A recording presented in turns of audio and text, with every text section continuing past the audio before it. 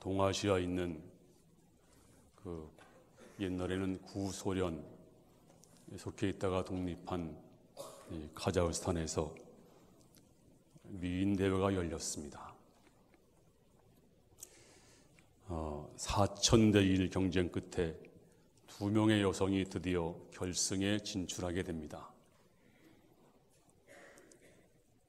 그런데 그 4,000대 1의 경쟁률을 뚫고 드디어 2명의 여성, 그 중에 한 명이 사실은 여자가 아니고 남자였습니다. 이 남자가 화장을 하고 여장을 하고 이 미스 카자흐스탄 대회 출전을 한 것입니다. 그녀가 남자라는 사실이 밝혀지자마자 여기 지금 나오죠. 이 남자입니다. 이 남자가 이렇게 변장을 하고 화장을 하고 출전해서 드디어 결승까지 올라갔습니다. 그러자마자 발칵 뒤집혔습니다. 그를 지지한 국민들 또 심사위원들이 큰 충격에 빠집니다. 이 사람은 스스로 자신이 남자임을 밝히고 사퇴를 했습니다. 놀라운 사실은 전 지역 온라인 투표에서 1등을 했습니다. 그리고 유력한 미스 그 왕관을 차지할 그런 사람이었습니다. 그런데 이것이 왜 이렇게 됐을까요? 네, 화장술이 나온 결과입니다. 너무 화장을 잘했던 것 같아요. 물론 잘생겼지만. 그래서 심사위원과 온 국민이 속은 것입니다. 이런 얘기가 유머가 있습니다. 유머로만 들어주세요. 30대 사람들은 화장을 합니다. 40대는 치장을 한다고 그래요. 화장 갖다가 50대는 변장을 한다. 60대는 말하기 곤란합니다. 환장을 한다. 60대 되시면 언짢아하지 마세요. 어떤 분은 사실은 화장을 안 해도 아름다운 게 사람입니다. 여러분, 주름이 흉한가요? 네, 주름은 세월의 흔적으로 아름다운 것입니다. 성경은 백발은 영화의 면류관이라 그랬습니다. 그러므로 참 아름다움이 무엇입니까? 화장을 진하게 한다고 아름다운 게 아니에요. 여러분, 공포영화, 귀신영화에서 여자, 처녀 귀신은 화장을 무지하게 진하게 합니다. 화장을 한다고 해서 아름다운 것이 아니고 도리어 낭비일 때가 있습니다.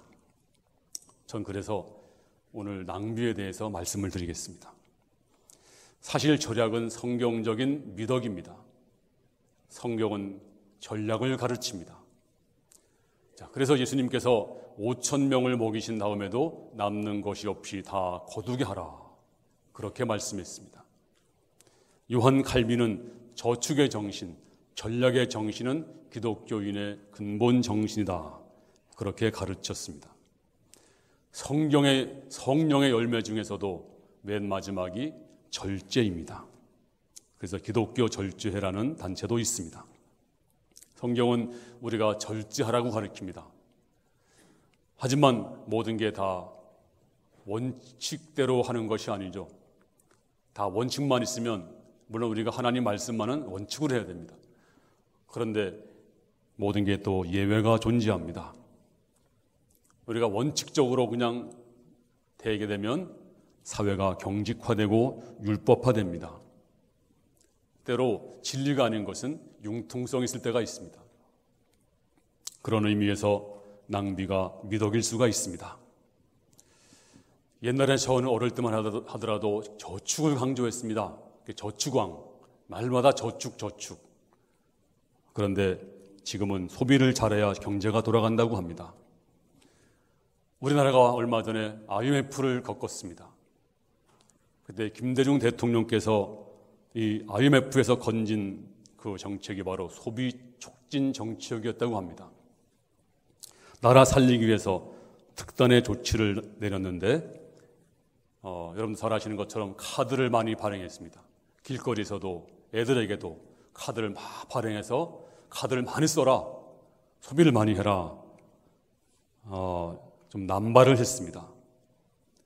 또 주택도 많이 져라, 용적률을 완화해가지고 온 국민이 소비하도록 했습니다.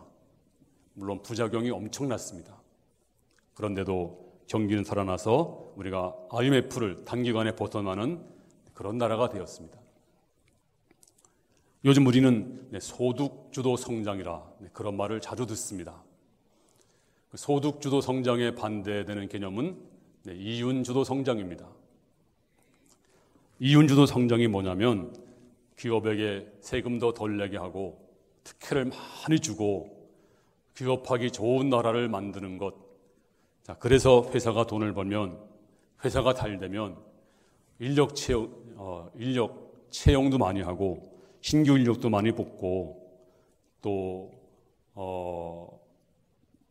세금도 많이 내고 그리고 실업자도 줄어들고 나라가 좋아진다.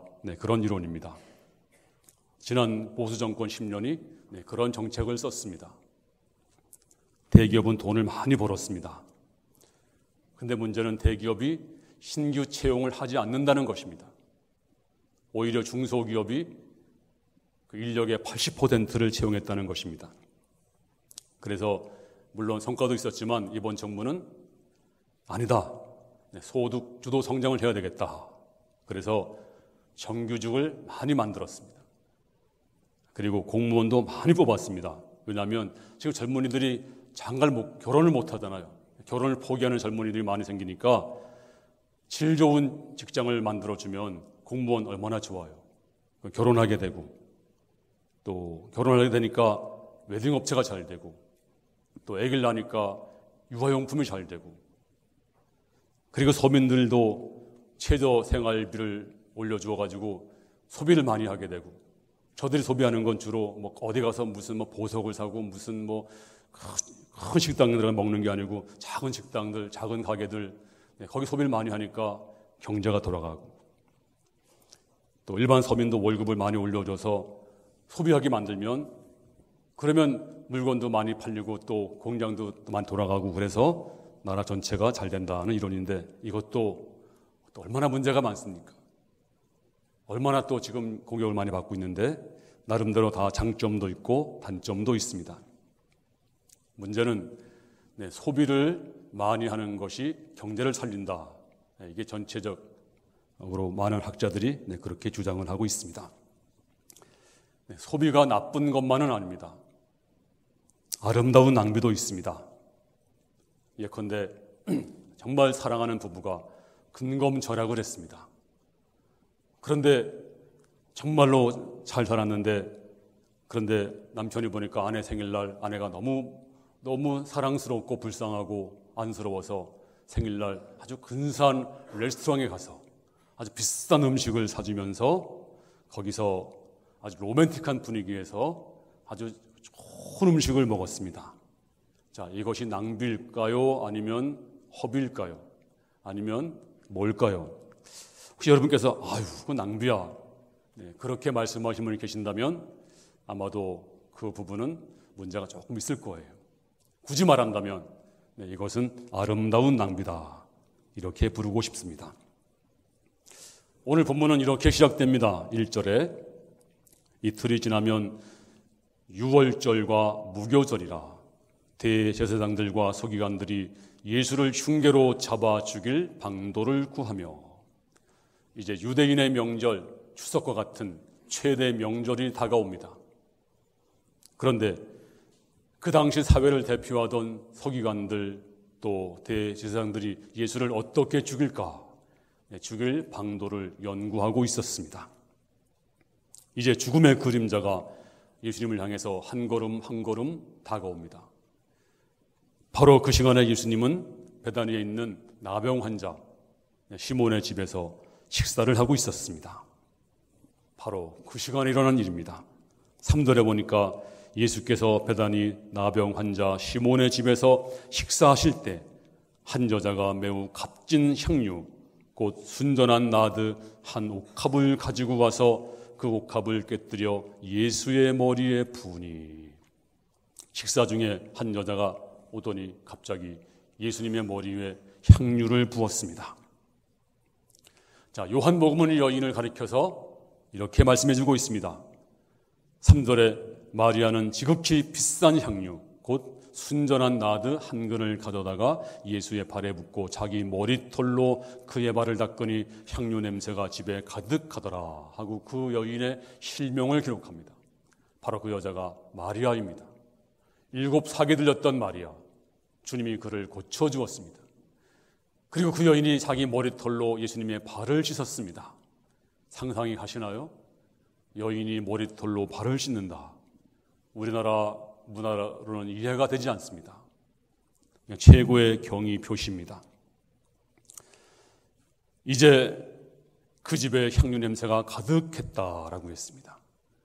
그 가운데 어떤 사람들이 흥분을 하고 있습니다.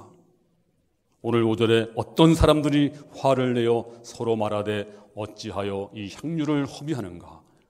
이 향유를 300데나리온 이상에 팔아 가난한 자들에게 줄 수 있었겠도다 하며 그 여자를 책망하는지라. 어떻게 그 값비싼 향유를 허비하는가? 낭비하는가? 요한복음은 그 사람의 이름을 거명합니다. 가룟 유다였다. 그렇게 말하고 있습니다.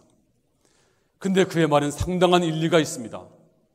300데나리온 얼마인지 아세요? 보통 사람의 1년치 연봉입니다.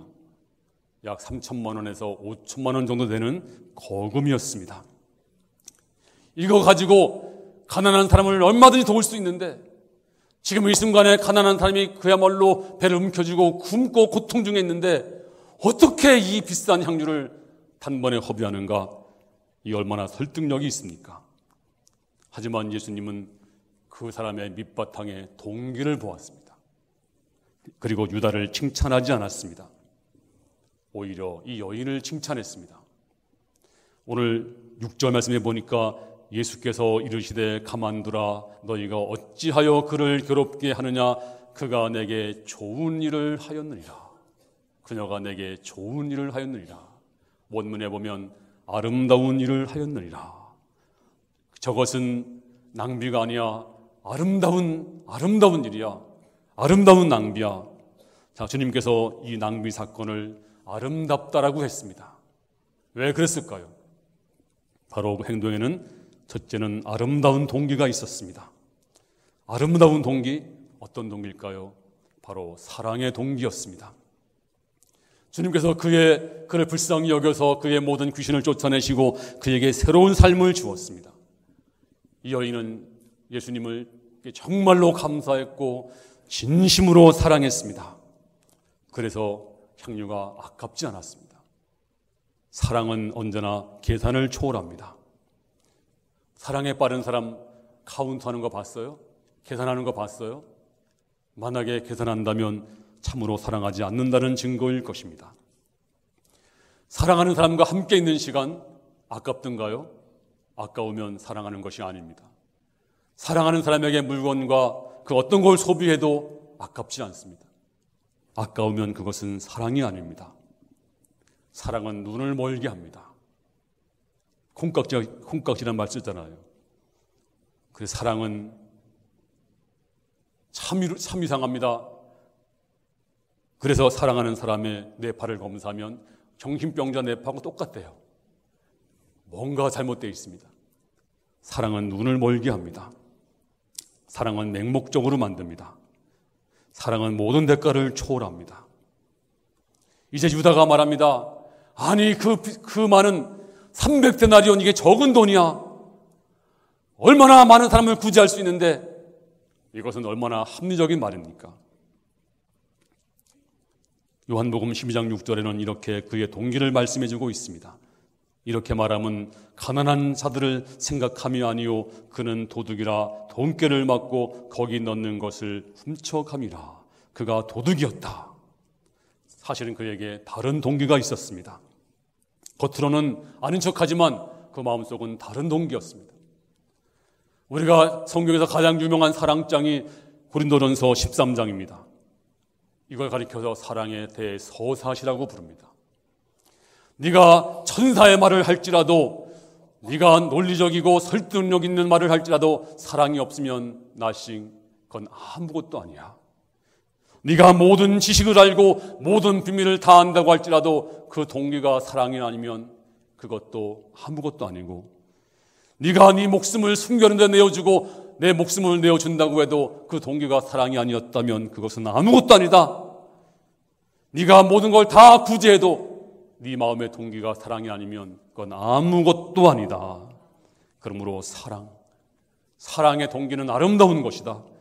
이 여인은 너무도 주님을 사랑했습니다. 자기 인생을 구원해 주시고 새롭게 하신 주님이 너무 감사해서 무엇을 바친들 아깝지 않았습니다. 그렇습니다. 믿음이 무엇입니까? 진심으로 주님을 사랑하는 것이고 사랑의 동기를 가지고 주 앞에 나오는 것입니다. 사랑이 없으면 뭐든지 아깝습니다. 사랑하면 아깝지 않습니다. 두 번째는 이 여인은 아름다운 기회를 잘 포착을 합니다. 오늘 8절에 그는 힘을 다하여 내 몸에 향유를 부어 내 장례를 미리 준비하였느니라. 예수님이 뭐라고 말씀했어요? 저가 힘을 다해서 내 장사를 향유를 부어서 내가 죽을 텐데 내 장례를 미리 준비하였느니라. 이 여인이 그걸 알고 했을까요? 네, 알고 하지는 않았을 것입니다. 하지만 여인의 어떤 분은 그래요. 여자는 특유의 직관이 있다. 직관력이 있다. 그래서 여자는 못 속인다. 아마 그래서 알게 됐을 것이다. 그것도 우리 사모님 보니까 아니에요. 직관이 많이 틀립니다. 사모님 여기 없으니까 하는 얘기에 이따가 이러지 마세요. 혼납니다. 근데 직관도 많이 틀립니다. 뭘까요? 칼빈은 이렇게 주석을 했습니다. 마리아는 예수님이 있고 십자가를 지시고 돌아가실 것을 알고 예수님의 머리에 기름 부음 사건, 이것은 성령의 인도였다. 성령께서 인도하신 것이다. 이 여인이 예수님의 죽음을 알 턱이 없죠. 하지만 성령께서 그 마음을 주신 것입니다. 그래, 이것이 마지막인지 몰라. 내가 정말로 주님께 사랑을 전달하고 내가 주님께 마지막으로 봉사할 수 있는 것, 이것이 내가 마지막일지 몰라. 바로 성령께서 인도해 주신 것입니다. 그래서 주님은 그 사건을 가리켜서 저 여인이 내 장례를 미리 준비하였느니라. 그렇습니다. 이것은 정말로 아름다운 것입니다. 마지막에 세상을 떠나가는 사랑하는 남편에게, 사랑하는 아내에게 그의 소원과 한을 풀어주는 것, 이것은 낭비가 아닙니다. 사랑입니다. 얼마 전에 작가 김홍일 씨가 이런 얘기를 하는 걸 들었습니다. 그의 부인이 암으로 투병하고 있을 때 이제 집에서 그의 아내는 마루에 앉아 있고 자기는 마당에 있는 풀을 뽑았대요. 잡초를 뽑고 있었대요. 그랬더니 부인이 힘없는 목소리로 여보 풀 뽑지 마 그러더래요. 그래서 왜? 지저분한데 잡초 제거해야지. 그러니까 왜 뽑지 마라 그러니까 부인이 힘없는 목소리로 그것도 살라고 태어났잖아. 풀 한 포기도 살라고 태어났잖아. 그리고 그때 이제 곧 가겠구나 그 말을 하고 며칠 있다가 세상을 떠났다고 합니다. 그렇습니다. 마지막 세상을 떠나가는 남편과 아내에게 그의 소원을 들어주는 것 낭비가 아닙니다. 오늘 여인도 여인의 특유의 직관이 아니라 주님이 성령의 인도로 말미암아서 이것이 내가 주께 마지막으로 봉사할 수 있는, 내가 사랑을 표현할 수 있는 마지막일지 몰라. 그래, 내가 지금 해야지. 그래서 이 여인은 주님께 향유를 드리고 있습니다. 옛날 부흥강사님들은 이런 얘기 많이 했어요. 귀신 중 하다는 차차 귀신이 많다. 차차하자 그러다가 아차차, 지옥에서 아차차 한대요.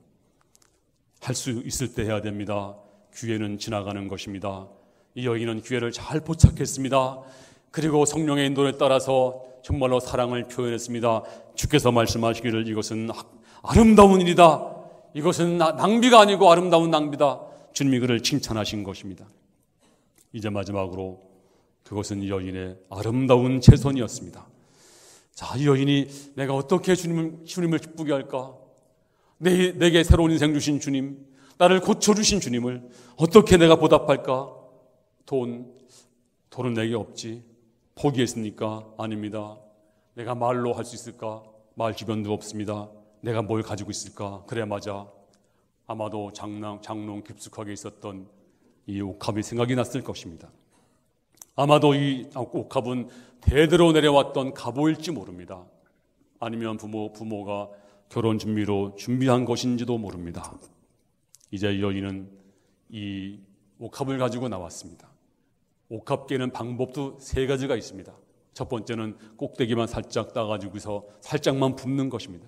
향기가 얼마나 진한지 그것만 해도 참 놀라운 사랑의 표현입니다.